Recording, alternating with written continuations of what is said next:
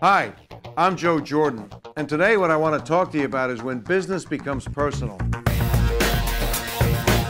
A lot of the discussions I have talk about our impact on our clients, the fact that people can die too soon, they can live too long, and they can get sick and disabled. But you know what? Those risks are the very same risks we experience, those people who are in the business. And this particular story is real personal. I was at an Allstate convention and I bumped into Mark Anderson. Mark is a regional sales manager, and he called me over and he said, "Joe, you know, I'd like to spend a few minutes with you."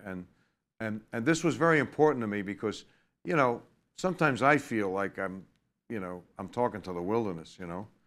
So anyway, what he told me at first really brought my spirits up. He said that, "I've heard you speak a number of times. I was so impressed that I wanted to bring my son Reid to hear you speak." And I did. Interestingly enough, my son was studying to become a doctor, and catch this. He said after he heard me speak, he said, "Dad, what does it take to become a financial services professional?" In other words, when I talked before about this whole idea about Gen Y, about the millennials wanting to do something worthwhile, there's some proof to that, because that's what he decided to do. And not too long after that, what happened was he got married. And then the person that Mark suggested he speak to about his own financial circumstances, he said to the guy, "Joe Jordan told me to buy life insurance, so I think I should." So I was very impressed by that, and I felt very happy, but I didn't know the rest of the story. The rest of the story was that Reid got killed in a car accident. And the life insurance proceeds that were there were, of course, enough to take care of him, but also allowed for all of the expenses and bills he had, but also took care of his wife-to-be. And so that's something that Mark, obviously, losing a child, my God, he really took to heart. And he sent out an email to all of the people that were there, and he said, "You know what? And this gets back to my daily contact commitment. You know, the day that you're sitting down there and worried about whether or not you're going to be rejected, or you got a real problem about putting yourself out, and you'd rather not make this call," he said, "how would you like to feel like the person that you didn't call, something happened? How would you feel if that happened?" And that's why we have a responsibility. See, let me tell you something. I don't think this is a job. I don't even think it's a career. A career is still about you. I think it's a calling. And I think when you bite into the idea that perhaps this person I'm about to call could be the person that really needs what I do, I think that gives you the little impetus to make that call.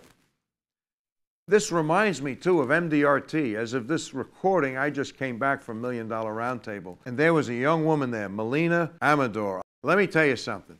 Everybody listening to me needs to go out and buy the DVD and the CD and play it once a week. This is a young girl who, at the age of 18, with a 16-year-old sister, her mother died, single parent. The both of them had to survive. And she talked about the difficulties of surviving, of trying to get into a school while they were also working, while they were also, trying to keep a roof over their head, and how that became problematic, and how she finally got a scholarship, which was nice, from the Life Foundation. But she now is with New York Life, looking to become an apprentice, if you would. And one of the things they were teaching her the business, and you know what? Typical us, we're focusing in on the premiums and the cash values and how that worked. She looked at the death benefit. This particular policy had $300,000 in it. You know what she first said? She couldn't get her eyes off the benefit because she knew what that would have meant to her. The first thing she said was toothpaste. She couldn't even afford toothpaste. She had it so much in her genes in terms of the impact that this had and how difficult it made her life and what it would have meant if some insurance was enforced. That's what we do. And those are the types of stories that we have to constantly fill our head with. Because if it's all about the facts and the figures and just about making money, man, that's a tough business. But if you can think about, too bad you weren't the person who got in touch with her mother, whereby they could have had some financial security when they went through that. You can imagine how big this woman, this young girl is going to be when she gets into production. That's what I'm telling you, okay? When you change the way you see things, the things you see change. And we have to start spending time focusing in on the potential and the actual impact that we have on people.